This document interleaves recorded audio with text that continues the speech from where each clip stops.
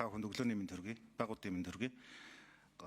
Гадаад харилцааны яам болон шадар сайдын онцгой байдлын асуудал эрхэлсэн албан тушаалтнуудаас тодруулах зүйл байна.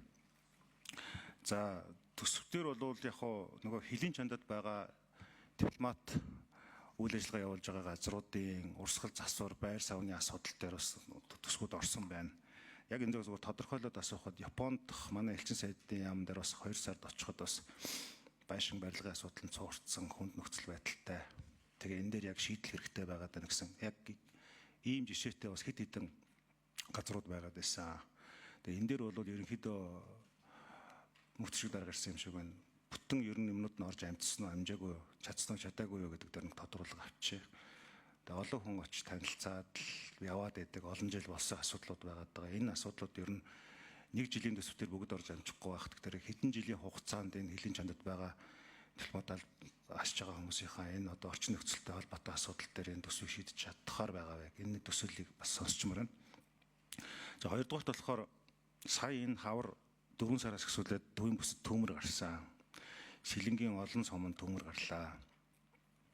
За тэгээ ер нь бол яг тэнд нөхцөл байдал дээр нь очиод харж байхад бол маш одоо тоног төхөөрөмж дутууд олимог байлээ. Их хурлын гишүүн Туван, Далаанбаатар бид хэд бас гал унтрагч төхөөрөмжүүд авч өгөөд за сангийн сайд бас тухайн үед ярьж байгаа зохлон сайд Сингапурын нөөц хөрөнгнөөс тодорхой зардлуудыг гаргуулад энэ төмөрт эдийн засгийн ажил дээр бас нэлээд л явсан тийм ээ. Тэгээ тухайн үед одоо онцгой байдлын тэргүүндээ дараагаас асууж байхад ер нь улсын хэмжээнд ингээд иж бүрнээр нь энэ асуудлыг шийдэхийн тулд бараг 800 орчим тэрбум төгрөгийн санхүүжилт хэрэгтэй шаардлагатай гэсэн хариу өгчсэн. Тэгэхээр 800 ч юу юм? Ер нь бол яг энэ үе шаттайгаар энэ асуудлуудыг ер нь яаж шийдэх үү гэдэг асуудлууд яригдчихсэн. Жишээлбэл одоо Дархан уул аймагт гэхэд гол устай газар гэхэд иж бүрэн аврагчийн ховц гэхэд бол нэг гэн ширхэг байх жишээт. Одоо Коморо бол 30 сая төгрөгөнд багтах жишээт. Гэтэл тэнцээ чи одоо зэрэг одоо аюулын дуудлагууд ирсэн тохиолдолд тэнцээ бол үр гүйцэтгэх боломжгүй. Нэг ховцыг хэрэглээд гаргахад тэр нь хатаах хугацаа эднэргээ дараагийн бэлэн байдалд бэлэн биш ч гэдэм юм уу. Энэ гал усны аюул чи өөрөө бас нөгөө хилж ирдэггүй, хийсч ирдэг аюул. Гэтэ энд бол бас одоо бэлэн байдалтай байх зайлшгүй шаардлагатай юм байна лээ.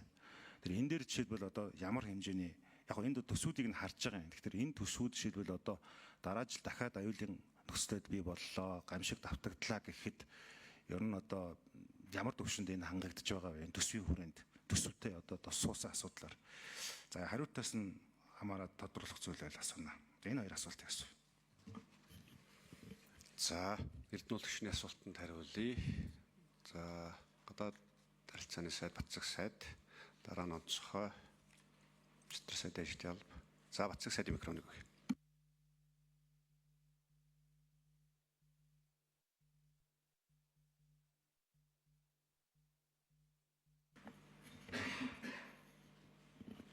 Батцэг сайдын микрофон.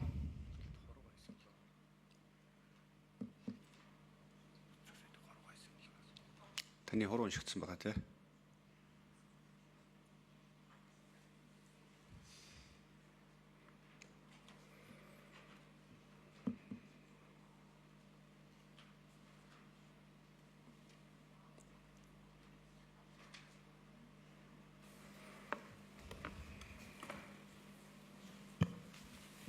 За Эрдэнэт гишүүнд баярлалаа. Манай бас дэтээгнүүдийн байшин барилгад анхаарал хандуулж байгаад Японы элчин сайдын яамны барилгыг нураагаад буулгах нэг хувилбар. За тэгээд өсөв дарамт учруулахгүйгээр шийдэх юм 2-3 гарцыг бид нэр 2-3 жил ярьж байгаа маа. Тэгээд одоо ерөнхийдөө шийдлийн бас олох гээд ажиллаж байна. За хэрвээ буулгаж нураахаар бол дор иж 30 сая долларын зардал гарахаар байгаа. За энийг бол төсөвт суулгаагүй байгаа. За манайх нийтдээ 50 дипломат төлөөлөгчийн газар ажиллаж байгаа. За эндээс өөрийн байртай газрууд бол арай зөөхөн. Гэхдээ бид нар засвар хийх зайлшгүй шаардлагатай маш олон барилга байшинтай болцсон. Тэгээд өнгөрсөн жил яг бид нар 2 том дэтэгээд засвар хийж чадсан. Одоо энэ жил бас нэг хэд хэдэн газар засвар хийхээр зардлуудаа л тавьсан байна. Тэгээд жилд ядаж 1-2 байшин барилгыг засаад явъя гэдэг ийм төлөвлөгөөтэйгээр ажиллаж байгаа.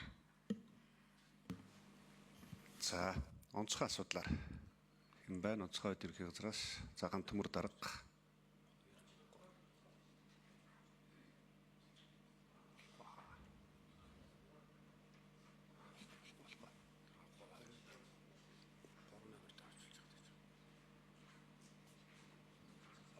За 2 номер дээр ганц төмөр дарах онцгой байдлын ерхий газар дэд дарга.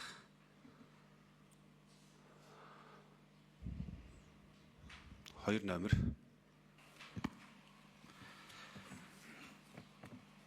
За эрхэм гишүүдийн амрыг ирье. Ингээд миний бие онцгой байдлын ерхий газрын дэд дарга хурандаа ганц төмөр илтгэж байна.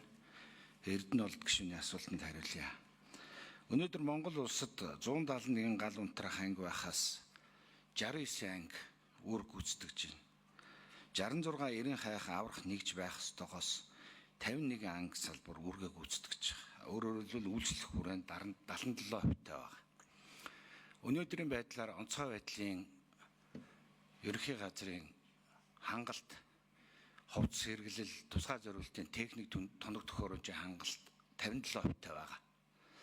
Энэ бол сүүлийн жилүүдэд бол өсөн нэмэгдэж байгаа. Боловч бас хангалттай үзүүлэлт бол биш байгаамаа. Ийм учраас сая төмөр гарах 2 номер. Хариултыг үзье. төмөр гарах үед засгийн газрын 2 удаагийн тогтоолоор 11 тэрбум төгрөгийн техник тоног төхөөрөмж хувцас хэрэглэлийн хангалтыг нэмэн шийдвэрлэж өгсөн.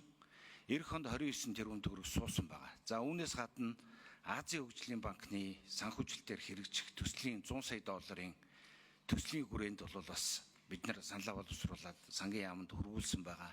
За энэ төсөл хэрэгжсэний дараа бол хангалтын хувь хэмжээ 80% хүрнэ гэсэн тооцоололтой байна.